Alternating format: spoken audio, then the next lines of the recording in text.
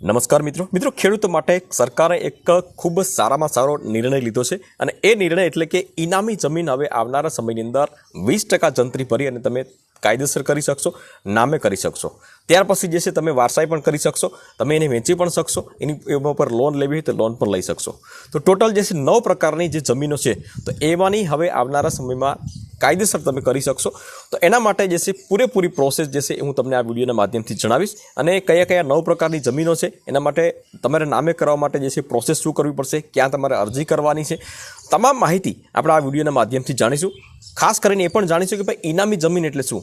તો રાજાશાહી વખતમાં જે વ્યક્તિ જે છે અમુક રાજા માટે કોઈ પણ મતલબ કંઈ કામ કર્યું હોય અથવા તો ધર્મ માટે કંઈ કામ કર્યું હોય અથવા તો કોઈ વફાદારી કામ કરી હોય અથવા તો ગામની વખતમાં ચોકીદાર તરીકે કોઈ વ્યક્તિ ગયા હોય તો એણે એના ભેટ સ્વરૂપે આ જમીનો જે છે આપેલી હતી।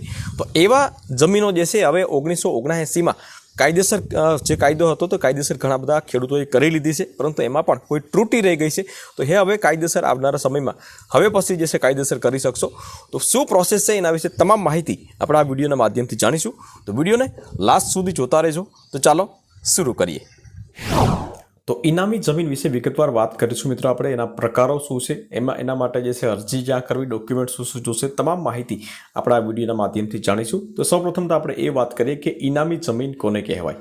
તો ઇનામી જમીન એટલે એવી જમીન મિત્રો કે જે ભૂતકાળમાં રાજા રજવાડાઓ, ગાયકવાડ સરકાર અથવા તો અંગ્રેજોનું જ્યારે શાસન હતું તો કોઈ વ્યક્તિની ખાસ સેવાઓ, વફાદારી અથવા તો ધાર્મિક કાર્યોના બદલામાં તમને જમીન તરીકે ભેટ આપવામાં આવતી હતી। આ જમીનનો સામાન્ય રીતે ખેતી તથા બિનખેતી માટે ઉપયોગ હોઈ શકે છે અને તેના પર ત્યારે કોઈ પણ પ્રકારનો ટેક્સ જે છે એ ચૂકવવામાં આવતો નહોતો, મતલબ કે વસૂલવામાં આવતો ન હતો। ટેક્સ મુક્ત જમીન તમને આપવામાં આવતી હતી। હવે એના પ્રકારોની વાત કરીએ આપણે તો સૌપ્રથમ પહેલો પ્રકાર આવે છે સેવાકીય અથવા તો સાકરિયાત ઇનામ।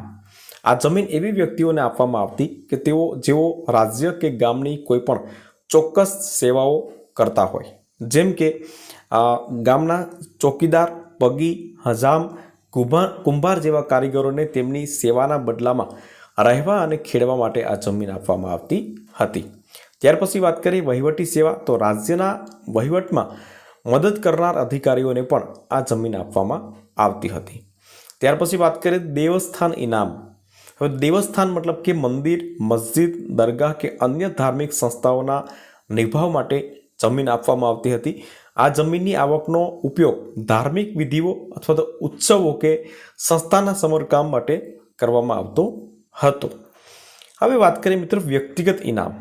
વ્યક્તિગત ઇનામ તરીકે કોને જમીન આપવામાં આવતી હતી કે કોઈ વ્યક્તિએ યુદ્ધમાં બહાદુરી બતાવી હોય અથવા તો રાજાને કોઈ ખાસ મદદ કરી હોય ત્યારે તેને કાયમી ધોરણે અમુક પટ્ટો લખી દેવામાં આવે છે, અમુક જમીનો લખી દેવામાં આવે છે, તેને વ્યક્તિગત ઇનામ તરીકેની જમીન કહેવામાં આવે છે। ત્યાર પછી 5મો નંબર આવે છે જતિયા ઇનામ। તો ચોક્કસ જ્ઞાતિ અથવા તો સમુદાયના કલ્યાણ માટે અથવા તેમના સામાજિક કાર્યો માટે ફાળવવામાં આવેલી જમીન। તેના પછીના પણ ઘણી બધી જમીનો ઘણા પ્રકારો છે, એના વિશે વાત તમને થોડી શોર્ટમાં કહી દઉં। મુંબઈ વિલીન પ્રદેશો અને વિસ્તારો જાગીર, મુંબઈ વિલીન પ્રદેશો પરચુરણ સ્વપરણ નાબૂદી એક્ટ, મુંબઈ આંકડાકીય ટેન્યુર સૌરાષ્ટ્ર એરિયા, ત્યાર પછી સાગબારા અને મેવાસી એસ્ટેટ, ત્યાર પછી ગુજરાત સર્વાઈંગ એલિયનન્સ ઓ એબોલેશન કરીને છે। તો આમાંથી કોઈ પણ પ્રકારની જો જમીન હોય તો તમારે કાયદેસર થઈ શકશે। હવે મુદ્દાની વાત કરીએ મિત્રો કે ભાઈ રીગ્રાન્ટ એટલે શું। તો રીગ્રાન્ટ એટલે સરકાર દ્વારા જમીનના માલિકી હકો ફરીથી સોંપવાની કાયદેસર પ્રક્રિયા। આઝાદી પછી 1969માં સરકારે આ પ્રક્રિયા શરૂ કરી હતી, જેથી ઇનામી જમીન ધારકો પોતાના નામે જમીન કરાવી શકે। પરંતુ એ સમયની અંદર ઘણા બધા ખેડૂત મિત્રોને આ બાબતો જે છે એ ખ્યાલ ન હતો અથવા તો એમાં કોઈ પણ વસ્તુ જે છે એને કંઈ ટપ્પો ન પડ્યો, તો ઘણા બધા ખેડૂત મિત્રોની જમીન જે છે એ કાયદેસર થઈ ગઈ। જેની પણ બાકી છે તો એને હવે આવનારા સમયની અંદર પ્રોસેસ કરી શકશે। તમે એ જમીનની અંદર વર્ષોથી ખેતી કરો છો, એમાં રહો છો, એમાં મકાન બનાવીને રહો છો, પરંતુ તમારી પાસે કાગળ નથી, એટલા માટે એ જમીન જે છે એ ગેરકાયદેસર ગણાય।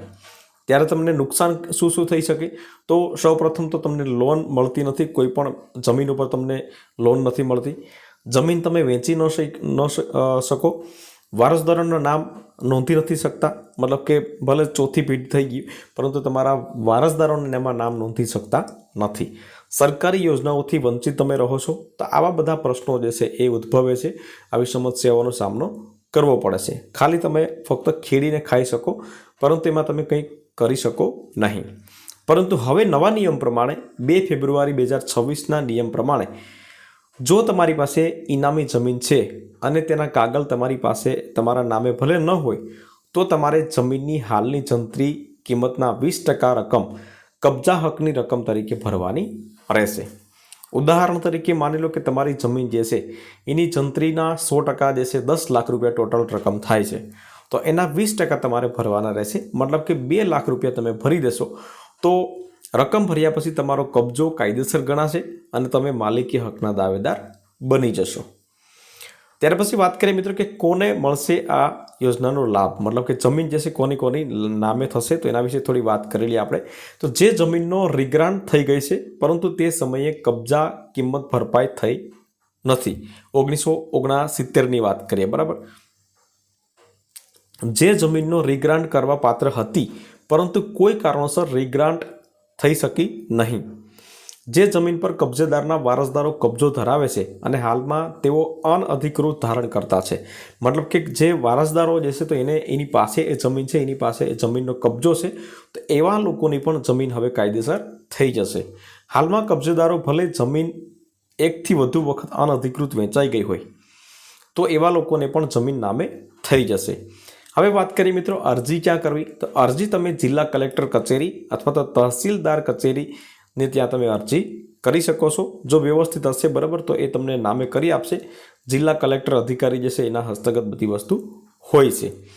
જમીનમાં દસ્તાવેજો, જે જરૂરી દસ્તાવેજો શું જોશે, તો એક તો જૂનું વીજળી બિલ તમારી પાસે હોવું જોઈએ 5-10 વર્ષ પહેલાં, 10 વર્ષ જૂના, પાણીના બિલ, ખેતીના પાકના પુરાવા, 7/12ના ઉતારા, પંચાયત પાલિકાના રેકર્ડ, જૂના ખરીદ વેચાણના કાગળો, ભલે તે અનઅધિકૃત હોય પરંતુ જૂના ખરીદ વેચાણના કાગળો તમારી પાસે હોવા જરૂરી છે, બરાબર. તો આ પ્રમાણે તમે હોય તો તમારી જમીન જે છે નામે થઈ શકશે. મિત્રો આમાં તમને કોઈ પ્રશ્ન હોય તો તમે કોમેન્ટ કરી શકો છો, અથવા તો વિડીયો જો તમને ગમ્યો હોય તો વિડીયોને લાઇક જરૂરથી કરી લેજો, બીજા ખેડૂત મિત્રોને પણ શેર કરજો જેથી કરીને એને પણ ખ્યાલ પડે. મિત્રો ફરી મળીશું નવા વિડીયો સાથે, ત્યાં સુધી રજા લઈએ.